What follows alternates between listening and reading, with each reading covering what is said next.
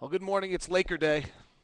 Jazz have won five in a row, and the Lakers are coming to town. I certainly never thought we'd have a five-game win streak at any point this season, but it's sure been impressive. And there's a lot of things to really like, and then there's some reality probably we get to check on tonight. Even tonight's Laker game, I got an email from the Laker play-by-play announcer John Ireland, good friend of mine, uh, about midnight his time, 12:50 our time.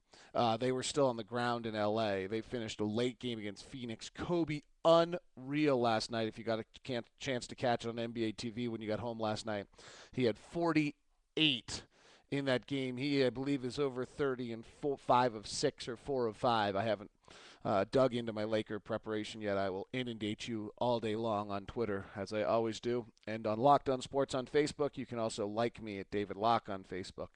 Bunch of things for you today. There's a PKI podcast that will. It's actually up right now, hidden behind the scenes. You can actually probably get it on iTunes. The PK and I did yesterday that will officially launch around 10:30 this morning, so we have that for you. But let's talk about the Jazz, hit some of your questions as well. Special shout out to the Dave Week people. If they're actually listening to this, they're having a lot of fun with that, doing well with it. Stop by after the game. It was good to see everybody. Last night, everybody was in a really good mood. I don't know if the crowd was a different group because it was Tuesday night, but more people afterwards came by and said hi. Alexis Holt came by. Lord Chavis came by. It was really fun. I really appreciate everybody stopping by to say hi, particularly in this day and age of social networking and media and all those kind of things, where we get to kind of talk to you guys all the time and interact and go back and forth and never say hi. So I appreciate that. That was really nice. Everybody to stop by and say hi. Let's touch on some of the things. First off, I'm just really overwhelmingly impressed with Tyrone Corbin and his staff. If you were to ask me who I think's had the best opening period, and it really is Tyrone Corbin and his staff, and the way they approach things very astutely. That a shortened training camp, no time to put in their systems, so they just tried to fix things defensively. I've written an awful lot about what's taking place defensively and how this team is better defensively, just schematically, giving themselves a better chance, and that's the most impressive thing to me that I've seen from Tyrone as of yet. And then we're watching the offense get better and better and better each time. And what a lot of that is that, I mean, even the other day at practice when they had 2 days in a row was the first time they had instituted some new offensive plays and tried to put in more of the system.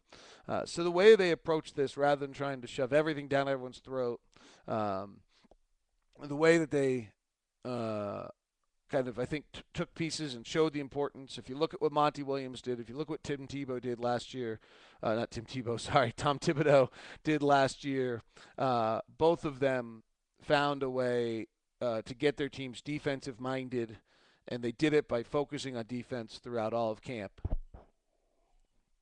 And that to me was the most impressive part of both of their first rookie years, and I think Tyrone Corbin, we're seeing the same thing. Some of the numbers that I've been talking about are going to get skewed last year because we had a just crappy. Well, I almost swore for right there for the first time on a podcast. Crappy officiating crew last night, and so our the free throw numbers are going to be way out of whack. But I haven't dug into Hoop Data yet today to see where some of the other numbers are. It'll be interesting to check and see what they did in that regard. The other one that's impressive, we've talked a lot about Al. Al's a tough numbers guy because you're trying to figure out if his 20 points and 10 rebounds are valid on a non-winning team. You look, he's never played with great players, but he doesn't seem to make his teammates better, and so you get into this whole debate about his efficiency and all of those kind of things. Two things that jump out to me right now. One, he's shooting 57% since game one against Powell, and so he's got Powell, who's always caused him problems. I believe, I don't have my numbers up, but I believe he's about 40% lifetime against Gasol, so that'll be a huge one to watch tonight. The second thing is he's running the floor more, getting a few more easy opportunities. He's much more agile. His time in Santa Barbara and all the work he put in this offseason, which was really, very impressive on his part and his dedication, is paying off. And there's no question now. There's a lot of you can wonder about his game and this and that and these and those, and I've done it, and everyone's wondered. I mean, I was wondering there for a while if he should be playing primarily second unit minutes so he can dominate weaker bigs, which, boy, I'm not sure it's a very good argument, but I'll tell you what, when he gets up against, though Anderson Varejao is not necessarily a weaker big, but he was dominant last night. He's been dominating a few times. He really does crush people. When he's got the edge on a big, he crushes them. And that's pretty fabulous to see. But nonetheless, he's worked so hard, and he's very he's really put in the effort. He's got the best intentions, which is maybe more important than anything else. And it's where a lot of what we're seeing about a lot of the questions and storylines we've had, and certainly when you win five in a row, everything's all right. And when this team starts to lose some games somewhere, and there's some brutal stretches, I think we're going to see some of the old warts re uh, exert themselves or uh, reemerge, and we'll just have to deal with that because the season is not going to be that of 5 game win streaks. This has been a fortunate scheduling stretch, and these guys have done a nice enough job to take advantage of it. But you have, for the most part, universally guys that want to do things well. And that may make a bigger deal than anything else when it gets right down to a lot of these different areas of what's going on with this team and how they're going to play and how they're going to hold together and how Tyrone's using the minutes. And boy, he's just pulling strings, and every single one of them seems to be pretty right. Burke's first half last night, CJ the second half. I wouldn't have seen that coming. I was surprised by it, and CJ played pretty well. Burks, I thought, played all right also, so he clearly saw something that didn't go as well as it was supposed to and found the matchup to get it going. We'll see how that plays tonight against the Lakers. Cantor and Favors are not playing as many minutes as maybe some fans want, but neither of them, their conditioning is such that they're able to. Favor seems to be at about a 9-minute straight limit, and Cantor seems to be at a 6-minute straight limit. You can visibly see that they've kind of slipped, and you'll notice that Cantor's not getting off the ground as well. Favors doesn't grab the rebounds as well. Balls will get knocked out of their hands. They're a little fatigued, so they're doing things well. It's interesting. Before the game, Ben Bagley highlighted for us on the pregame show from Shoot Around today that the coaches had all said that the next step was to make a run. And if you look at last night's game, there's 20 lead changes in the first half, which was really, I'm not sure I've ever seen that. And then the Jazz close on an 11-1 run. They don't allow a field goal for the final 5-11, and they get this lead, and it never ends. And that's really the lead they held for the entire night. That is how you start to win games.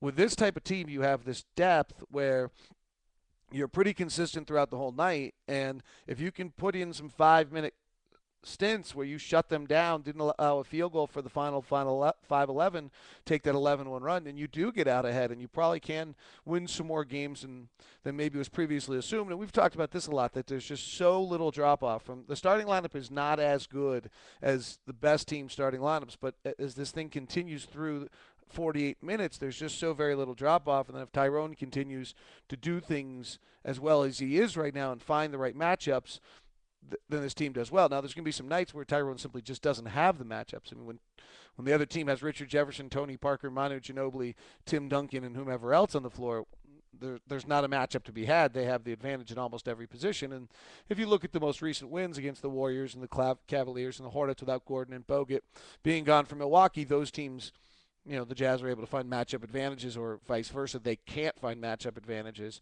against the Jazz. I thought there was another really interesting comment on the postgame show last night. Phil Johnson, who's fabulous, hope you've gotten a chance to hear him, made the comment that the veterans are playing hard, and that's the model for the young kids. As long as your veterans are playing hard, your young kids will play hard and they'll learn correctly. And we saw incredibly good ball movement last night, which a week ago was really big concern on this team. Well, in retrospect, why was it such a concern? Well, it was a concern because the Jazz hadn't put in many of their offensive schemes and hadn't had any practice times. Remember, in the first 6 games and 8 nights, they don't have a single practice day. Now they've had back-to-back practice days, and suddenly the offense moves and the ball moves better and guys know where each other are in rotations. A lot of our early concerns we had was the fact that you were having training camp in the regular season. Again, I'm still going to temper some of the. I'm ecstatic of what's going on. Couldn't be more fired up for the Laker game. Overwhelmingly impressed by the professionalism of these guys and the coaching staff to have a 5-game win streak, be 6-3. But I also am going to temper it a little bit. Just let's see what happens with some stretches of games against teams that have matchup advantages and that may be better than the Jazz in some way. I want to do a quick Locke tip-off or two, and then I've got to jump and go get the kids this morning. KG Pogi points out that Gordon Hayward is in top 4 of 5 effective rotations for this team. I mean, the guy, we can argue he only takes 3 shots, and he's getting to the rim and dishing it off, and you wonder whether or not he should be doing a better job with a bunch of things and this and that. But the fact of the matter is that this guy makes everyone on the floor better. Last night he had 8 assists.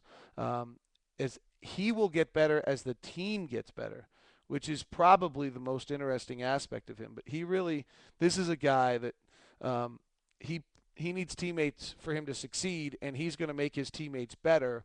And we've seen that out of him and continually. And yes, it'd be nice to him uh, to drive to the hoop and be able to make some plays at the rim. But he's dishing out to wide open threes in the left corner, which are pretty darn good shots.